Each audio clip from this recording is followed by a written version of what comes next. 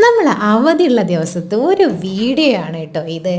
നമ്മൾ കുട്ടികളുടെ കൂടെ എപ്പോഴൊന്നും നമുക്ക് ടൈം സ്പെൻഡ് ചെയ്യാൻ പറ്റില്ല, കാരണം അവർ അധിക സമയം സ്കൂളുകളിലാണ്. അതുപോലെ തന്നെ ഒരു ഞായറാഴ്ച ദിവസമാണ് ഇപ്പോൾ ഇവരുടെ സ്കൂളൊക്കെ അവധിയുള്ളത്, പിന്നെ ചില പബ്ലിക് ഹോളിഡേയ്സിലും അവധിയായിരിക്കും. അപ്പോൾ ആ ഒരു ദിവസം അവർ എൻജോയ് ചെയ്യുമ്പോൾ നമ്മളൊന്ന് കൂടെ കൂടി കൊടുത്താൽ അവർ അടിപൊളിയാവും.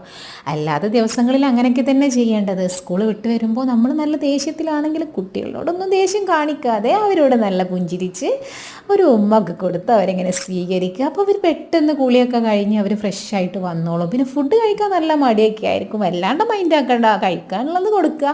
അല്ലാന്നുണ്ടെങ്കിൽ വല്ലാണ്ട് നിർബന്ധിച്ച് അവരെ, അപ്പം നമുക്ക് ദേഷ്യം വരുമ്പോൾ ഒന്നുകൊണ്ട് കൊടുക്കാനൊക്കെ തോന്നും. പാരൻസിന് പൊതുവെ അങ്ങനെയാണ്. പക്ഷേ എന്നാലും നമ്മൾ എന്ത് ചെയ്യുക, അവരെ ഒരു മയത്തിലൊക്കെ പിടി. കാരണം എന്താണെന്ന് വെച്ചാൽ നമ്മുടെ ജനറേഷനും അവരുടെ ജനറേഷനും തമ്മിൽ നല്ല മാറ്റമുണ്ട്. അപ്പോൾ ആ ജനറേഷൻ ഗ്യാപ്പിലൂടെ പലതും നമുക്ക് നഷ്ടപ്പെടാം.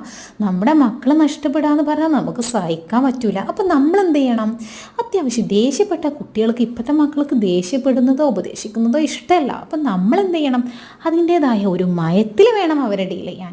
അപ്പോൾ പാരൻസിനോടൊക്കെ എനിക്ക് പറയാനുള്ളത്, ഈ വീഡിയോ കാണുന്നത് ഉമ്മമാരാണെങ്കിൽ എനിക്ക് അവരോട് പറയാനുള്ളത്, ഉപ്പമാരാണെങ്കിലും കേട്ടോ, എന്താണെന്ന് വെച്ചാൽ നമ്മളെ മക്കളെ നമ്മൾ എങ്ങനെയാണ് ഡീൽ ചെയ്യേണ്ടതെന്നാണ്.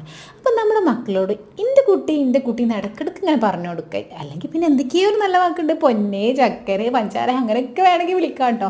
ഞാൻ ഇപ്പോൾ എൻ്റെ മോനെ പൊന്നേന്നാണ് വിളിക്കുക, അമ്മാൻ്റെ പൊന്നോന്നാണ് പറയുക. എൻ്റെ മോളോട് തക്കുടൂ എന്ന് പറയും, ചെറിയ കുട്ടീനോടാണെങ്കിൽ സ്വത്ത് എന്ന് പറയും. അപ്പോൾ അതൊക്കെ കേൾക്കുമ്പോൾ അവർക്ക് ഭയങ്കര ഒരു സന്തോഷമാണ് കേട്ടോ. അപ്പം നമ്മളെന്ത് ചെയ്യും, പിന്നെ ഞാനിത് എപ്പോൾ റെക്കോർഡ് ചെയ്തെടുത്താലും എൻ്റെ മകൾ ഉണരും കേട്ടോ. ഇതിങ്ങനെ കംപ്ലീറ്റ് ചെയ്യാൻ എനിക്ക് പറ്റുന്നില്ല. അപ്പം നമ്മളെന്ത് ചെയ്യണം, കുട്ടികളോട് അങ്ങനെ ചെയ്യടാ ഇങ്ങനെ ചെയ്യടാ എന്ന് പറഞ്ഞ് കണ്ണുരുട്ടിയിട്ട് പേടിപ്പിക്കുകയും ചെയ്യരുത്. അതിന് പകരം അമ്മാൻ്റെ കുട്ടി വായോ അല്ലെങ്കിൽ അമ്മയുടെ കുട്ടി വായോ, നമുക്കത് ചെയ്യാം. അതായത് ഇപ്പോൾ നിസ്കരിക്കാനാണെന്നുണ്ടെങ്കിൽ വാ നമുക്ക് നിസ്കരിക്കാം, വാ നമുക്ക് പഠിക്കാം.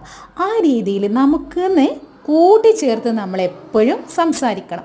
അങ്ങനെയാകുമ്പോൾ കുട്ടികൾക്ക് ഒന്നുകൂടി നമ്മളോട് അടുപ്പം കൂടും. അല്ലാതെ പോയി പഠിക്കടാ, അല്ലെങ്കിൽ അത് ചെയ്യടാ, അത് കഴിക്കടാ, അങ്ങനെ വേണ്ട.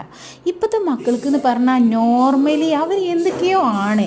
നമ്മൾ ഉപദേശിച്ചാൽ അവർ നമ്മളെ തള്ള വൈബൊന്നും തന്ത വൈബൊന്നും പറഞ്ഞിട്ട് നമ്മളങ്ങോട്ട് തളർത്തി കളയും. പക്ഷെ നമ്മളെന്താവണം, അല്ലെ വൈബ് തന്തയോ വൈബ് തള്ളയോ ആവണം.